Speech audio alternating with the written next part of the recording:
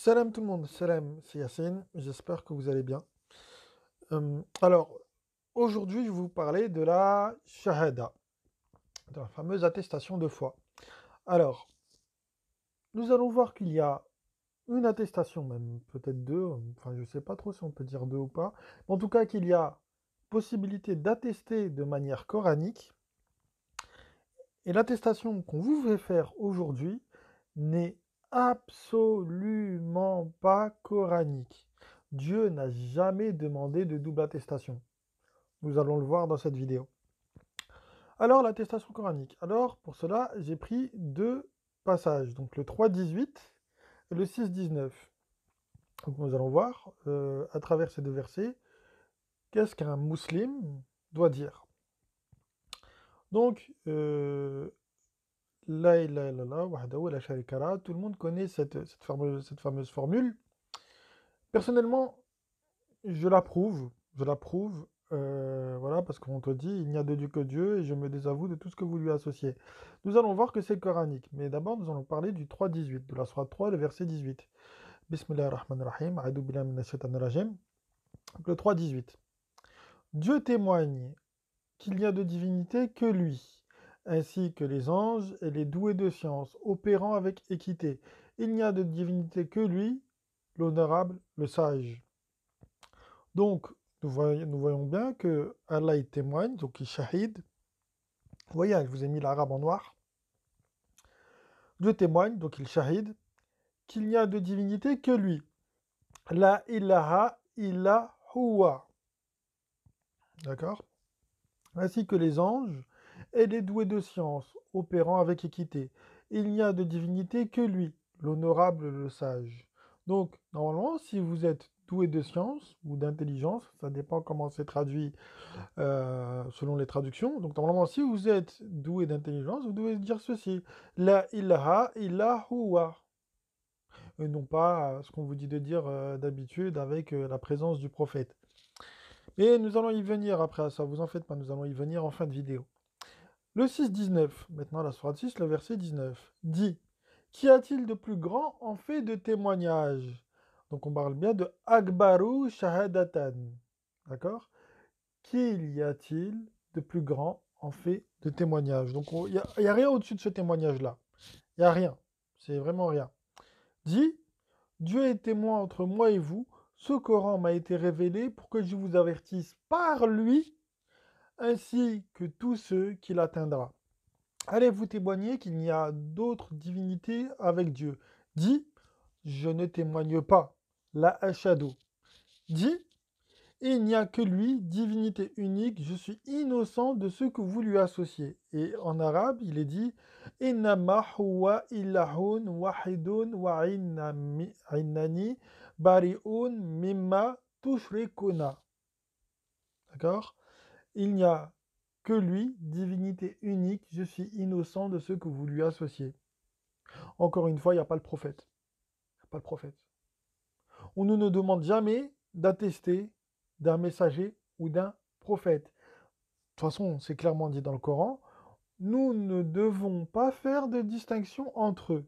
Donc à partir du moment où tu prends un prophète et tu l'incorpores dans une attestation, d'accord, ou que tu le places au-dessus des autres, bah, forcément tu désobéis au Coran. Et deuxièmement, euh, on nous dit bien ce qu'il faut dire. Donc il faut dire La ilaha illa huwa.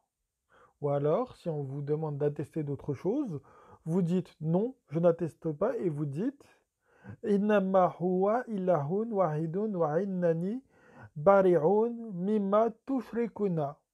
Voilà. Il n'y a que lui, divinité unique, je suis innocent de ce que vous lui associez. Vous pouvez aussi le dire en français, y a pas de problème, Dieu ne parle pas que arabe, Dieu parle toutes les langues du monde. Voilà, vous pouvez parler à Dieu dans toutes les langues du monde et vous pouvez parler sur Dieu dans toutes les langues du monde. Bien. Donc comme je viens de vous le dire, donc Allah dans le Coran, il ne nous a jamais ordonné d'attester d'un messager. Jamais, jamais. D'ailleurs, lui-même dans le Coran a dit que les messagers et les prophètes sont véridiques. Donc pourquoi nous aurions besoin d'attester de leur véracité? Alors que lui-même dit qu'ils sont véridiques. Je vois pas l'intérêt. Mais voilà ce que Allah dit de ceux qui font une attestation autre que celle que nous avons dans le Coran. Vous savez, l'attestation sunnite, par exemple, ou chiite, ça n'est absolument pas coranique. Et regardez, on va analyser ça, mais vraiment de manière précise. Quand les hypocrites sont venus à toi, ils ont dit, nous attestons que tu es le messager de Dieu. Tiens, ça rappelle une certaine attestation, non? Dieu sait que tu es son messager, et Dieu atteste que les hypocrites sont des menteurs. Tiens, bizarre, non? On continue, on va comprendre maintenant pourquoi Dieu dit que ceux qui font cette attestation-là sont des hypocrites et menteurs. C'est pas simplement parce qu'ils la font, mais pour autre chose aussi, d'accord? Ils prennent leur serment comme bouclier et détournent du chemin de Dieu. Combien est mauvais ce qu'ils faisaient. Tiens, c'est bizarre. Que ceux comme par hasard qui vous font faire la double shahada vous détournent du chemin de Dieu, exactement comme les imams aujourd'hui qui vous disent de suivre une autre source que le Coran, à savoir les hadiths. On continue. Cela parce qu'ils ont cru, puis ont dénié. Leur cœur a donc été scellé, de sorte qu'ils ne comprennent rien. C'est pour ça que quand on leur parle du Coran, ils comprennent que dalle, hein, les imams. Hein. Ils comprennent que dalle. Moi, dans un mariage, là, il y a 2-3 semaines, là, j'ai fait chanter un imam. J'ai débattu avec lui, je parlais Coran avec lui après qu'il ait fait la fetha, là. J'ai débattu avec lui, pour s'enfuir, il s'est mis à chanter le Coran. Il s'est mis à chantonner. Les imams ne comprennent absolument rien à ce qu'on leur dit du Coran. Absolument rien. Et donc, c'est parce qu'ils vous font faire cette fameuse double shahada et qu'ils vous ont détourné du chemin de Dieu. D'accord? Ils vous en ont détourné. Ce sont des hypocrites et des menteurs. D'accord? Et ils prennent cette fameuse shahada-là comme bouclier, comme il est dit dans le deuxième verset. Ils prennent leur serment comme bouclier et détournent du chemin de Dieu. Tous vous disent qu'à partir du moment où vous faites la double shahada, c'est bon, vous êtes protégé. Ce qui est faux, hein, ce qui est absolument faux. On continue. Cela parce qu'ils ont cru, puis ont dénié, leurs cœurs ont donc été scellés de sorte qu'ils ne comprennent rien. Nous venons de le lire. Quand tu les vois, leur apparence t'impressionne. Et s'ils parlent, tu écoutes leurs paroles. Ils sont comme des poutres appuyées et ils pensent que chaque cri est dirigé contre eux. L'ennemi, c'est eux. Prends-y garde. Vous avez vu que Dieu les combatte comme ils se détournent. Donc vous avez vu, les imams, quand vous les voyez, ils ont des barbes, ils sont habillés en mode shécha, djellaba et tout. Vous les voyez, ils veulent ressembler absolument au prophète. Et leur apparence, voilà, ça vous impressionne. Vous les voyez, on dit, toi, lui il doit être sage et tout, machallah, l'apparence, machallah, sa façon de prêcher, machallah, machallah, machallah. Allah vous dit, ceux qui vous font attester que Mohammed est le messager d'Allah, ce sont des hypocrites et des menteurs parce que ils prennent cette attestation-là comme bouclier, parce qu'en vérité ils n'y croient pas, comme bouclier, et voilà, et ils détournent les gens du chemin d'Allah. C'est ce que vos imams font. C'est ce que vos imams font. On continue. Donc on nous dit que les ennemis, c'est eux, ce sont les imams, ceux qui vous font faire cette double shahada aujourd'hui. On nous demande de prendre garde à eux, qu'Allah les combatte comme ils se détournent. Donc ils sont les ennemis d'Allah. Les imams aujourd'hui sont les ennemis d'Allah. D'accord? Parce qu'ils vous font faire cette double shahada. On continue. Quand on leur a dit, venez que le messager de Dieu demande pardon pour vous. Ils ont détourné leur tête et tu les as vus se détourner remplis d'orgueil. C'est la même chose pour eux. Que tu demandes pardon pour eux ou que... Attendez, là, il y a eu un problème avec le PDF, c'est pas grave.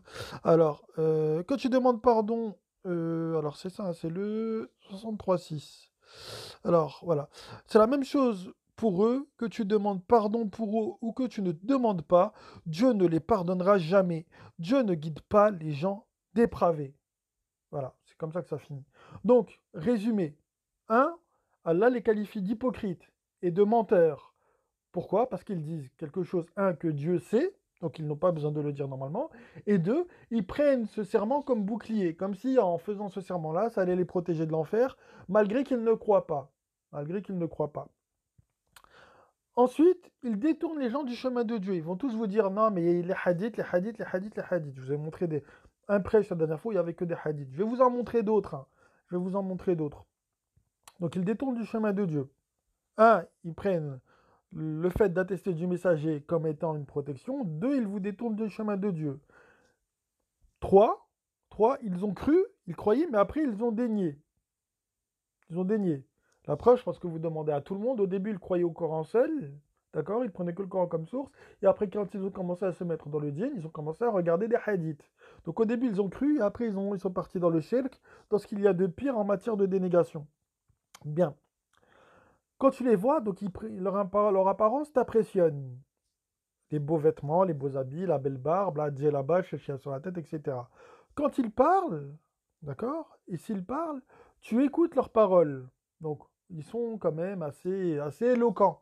On va dire ça comme ça. Ils sont comme des poutres appuyées, ils pensent que chaque cri est dirigé contre eux. Donc, dès que tu les contestes, dès que tu vas dire, écoute, Chir, je ne suis pas d'accord avec toi, voilà ce que le Coran dit et tout, eux, ils vont croire que c'est eux que tu combats. En vérité, non, c'est l'association que tu combats. L'association qu'ils propagent que tu combats. Eux, ils pensent que tu les menaces. Non, non, c'est eux que tu combats, leur association. Et ils sont comme des poutres appuyées. Bah, moi, je pense que cette partie-là du verset, ça, c'est pour souligner leur assurance. Voilà, ils se pensent solides comme des poutres. En vérité, ils ne tiennent absolument sur rien. Le Coran nous le rappelle. Et donc, voilà, on nous dit que l'ennemi, c'est eux. Voilà, donc les ennemis, aujourd'hui, en tout cas, aujourd'hui et de tout temps, c'est eux. C'est ceux qui vous détournent du chemin de Dieu. Et prenez garde, cette fameuse double shahada où on vous dit la ilaha illallah wa Mohammed Rasulullah, là, elle est absolument pas à faire parce que c'est exactement ce qu'ils vont vous demander de faire. Voilà, c'est tout. C'est pas plus compliqué que ça. D'accord?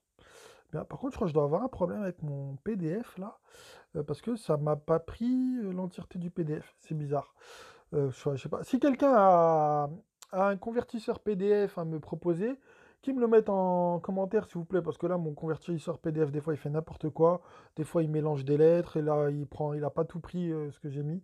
Mais bon, c'est pas grave, il a juste pas mis la fin du verset. C'est pas grave, mais bon. Voilà, donc, pour finir cette vidéo, donc n'oubliez pas, les deux attestations que nous pouvons faire sont celles-ci.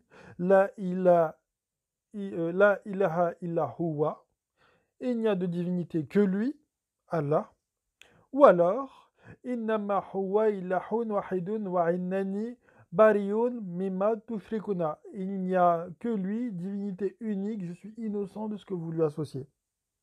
Point. Voilà. Il n'y a pas de Mohammed, il n'y a pas de je sais pas qui d'autre, d'accord?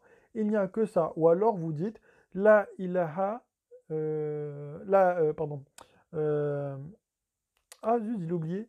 Euh, La ilaha wahdahu la sharika la, je crois. C'est comme ça que ça se dit de mémoire. Voilà. Donc voilà, clairement. Donc en tout cas, faites ces deux-là. Moi, je dis surtout de faire ces deux-là. Après, faites ce que vous voulez. Mais en tout cas, la double shahada, elle est nulle et non avenue coraniquement. D'accord? Voilà. La double shahada n'existe pas coraniquement et c'est de l'association pure, c'est du shirk. Et n'oubliez pas que le shirk est le seul péché qu'Allah ne pardonne pas. Voilà. Sur ce, j'ai fini. Je vous souhaite une bonne soirée. Je vous dis à la prochaine. Salam.